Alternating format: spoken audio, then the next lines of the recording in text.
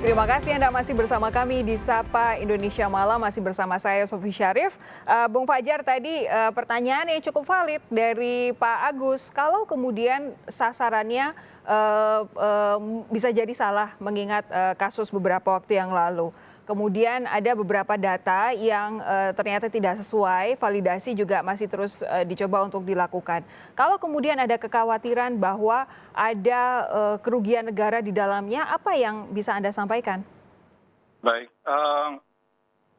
yang pertama tentu pada saat proses awal kita juga punya concern yang sama dengan Pak Agus. Kita ada dua hal, masalah validitas dan eligibilitas. Ketika kita bicara masalah validitas, tentu yang concern dari Pak Agus itu yang kita perhatikan, tapi masalah eligibilitas kemudian kita kaitkan dengan aturan yang kita keluarkan atau dikeluarkan oleh Kemenaker, bukan dari KSP, dari Kemenaker. Nah, kondisinya waktu itu disepakati nanti pada saat termin kedua akan diperkuat dengan penyandingan data gitu. Okay. Nah, sekarang ini sudah terjadi. Sekarang sudah terjadi, lalu kemudian sudah ada komunikasi antara pihak Kemenaker dengan Direktorat Jenderal Pajak dan juga BPJS. Datanya sudah ada, Mbak Sofi. Datanya mungkin sebentar lagi akan keluar atau sudah ada yang diberikan oleh DJP. Mengenai tindak lanjutnya masih dipertimbangkan untuk selanjutnya bagaimana. Oke. Kita sepakat dengan Mas Agus bahwa itu memang harus diperhatikan gitu ya. Bung Fajar, rencananya akan ada berapa termin sih? Mohon saya dikonfirmasi ulang. Kalau rencana, kalau kita lihat di termin pertama, termin ya Mbak, bukan tahap ya. Kalau termin itu hanya ada dua kan, karena yang pertama ini 1,2 dulu, yang kedua juga 1,2. Nah, kalau tahapnya, kalau termin pertama itu ada 6 tahap. Ya. Nah, yang termin kedua ini baru 2 tahap. Kemungkinan juga akan sama gitu. Oke, jadi kemungkinan akan ada 6 tahap juga ya? Iya. Kalau misalkan saat ini di termin kedua masyarakat yang terdaftar belum menerima, mungkin ditunggu sabar dulu karena masih akan ada 4 tahap. Tapi selanjutnya akankah ada termin 3, Bung Fajar? Sejauh yang kami terima belum ada pembicaraan belum ya? itu, Mbak. Cuma memang kalau kita melihat konsep mengenai bantuan subsidi upah, sebenarnya kan bukan yang seperti sekarang ini ya. Kalau bantuan subsidi upah kayak di negara-negara Eropa itu kan ada bentuk pembayaran iuran, lalu kemudian ada permintaan dari perusahaan, datanya yang mereka mengasukkan, lalu kemudian keluarnya atau turunnya itu bukan menambahkan dari upah minimum, tapi membayar selisih. Oke. Jadi mestinya kalau memang ada, tentu bukan dalam konteks COVID, tapi ada pembicaraan. Tadi Pak Agus sudah bilang bahwa ya dampaknya ada, tapi mungkin masih belum tampak.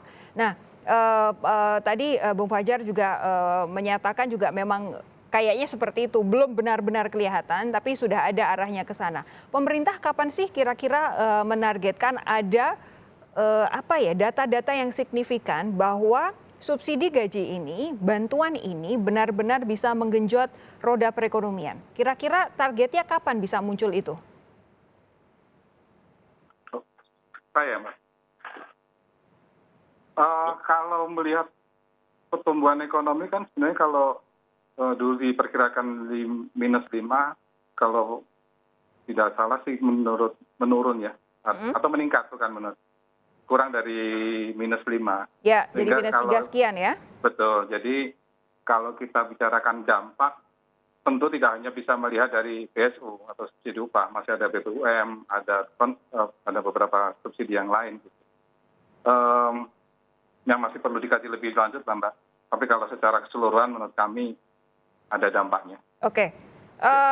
Pak Agus setuju, Pak Agus? Kalau secara keseluruhan, Bu Fajar tadi menyatakan ada kok kelihatan dampaknya begitu. Ya, setuju memang. Kan kita punya 10 atau berapa, yaitu bantuan sosial. Tapi saya juga sudah konfirmasi dengan Pak Menteri Sosial dan juga Gubernur di Provinsi DKI, bahwa terakhir Bansos itu akan diberikan pada bulan Desember. Jadi tahun depan itu belum jelas ada atau tidak. Nah, saya pikir pasti sama dengan yang ini kan, belum jelas. Nah, saya tidak tahu, ini kan kita masih resesi ya, dan itu menurut saya masih perlu. Nah, sekarang saya pun di lingkungan saya bingung, kalau Januari tidak ada, berarti kita kan yang di sini harus membantu. Nah, ini perlu kepastian dari pemerintah, karena saya nggak tahu apakah sudah dianggarkan atau belum, karena kan akan ada perubahan, begitu DIPA dibagi langsung ada perubahan. Ya. Nah, itu yang sampai hari ini saya belum tahu bansos-bansos itu masih ada tidak tahun depan. Karena jawaban pemerintah sudah tidak ada.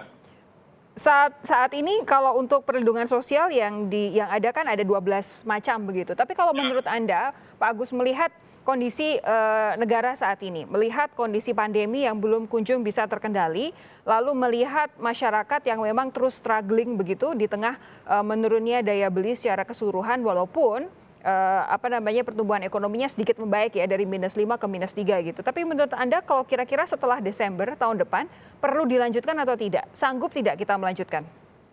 Menurut saya sanggup atau tidak sanggup ya harus sanggup gitu ya. Kan persoalannya pandemi ini belum selesai. Ya. Bahkan sampai 22 kan vaksin saja belum jelas ini. Betul. Vaksin apa. Kita kan tidak jadi ambil yang A karena tidak mampu bayar uang muka dan sebagainya. Dan semua kementerian takut untuk bayar uang muka karena nanti at the end 2024 bisa diperkarakan. Jadi memang hal ini kompleks dan harus hal-hal yang sensitif begini mungkin Bapak Presiden harus langsung memerintahkan atau menandatangani hal-hal yang untuk masyarakat. Jadi menurut saya 12 bantuan itu masih sangat perlu.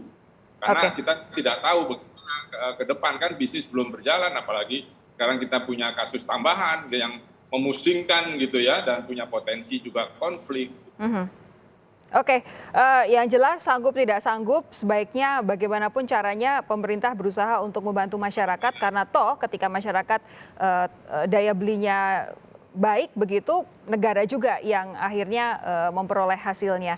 Terima kasih sekali lagi Pak Agus Pambagio dan juga Bung Fajar Dwi Wisnuwardani sudah bergabung bersama kami malam hari ini di Sapa Indonesia Malam. Sampai ketemu lagi kapan-kapan, sehat terus untuk Anda berdua.